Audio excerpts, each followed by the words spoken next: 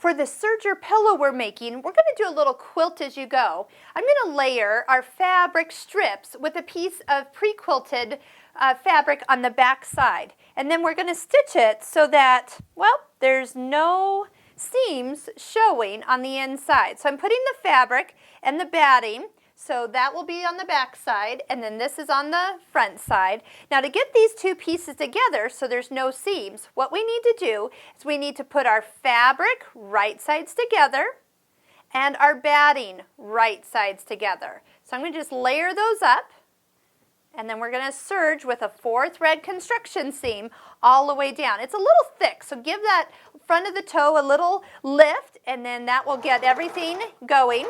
I do like to cut just a little bit off because then it evens up all the edges here. Also, it makes your serger a little cleaner when you're actually cutting off more than just the fluff on the edge. And take a look here.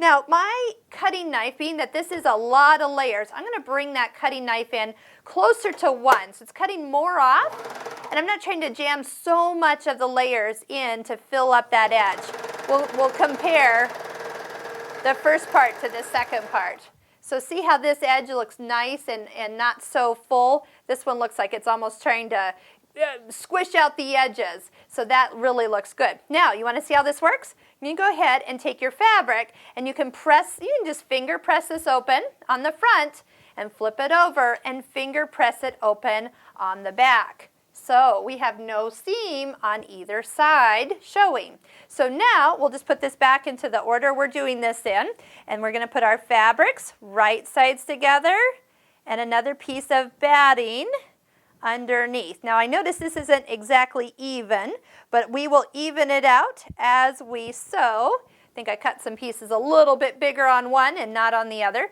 but since my strips are the part that's going to count, I'm going to follow along with my fabric strips.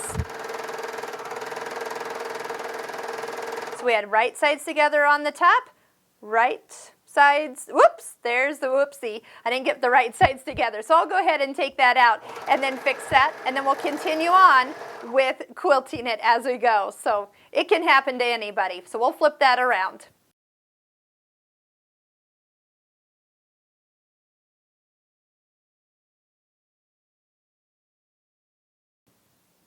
Now we're just going to trim it down to the size we need it to be to add to our back and with our ruffle.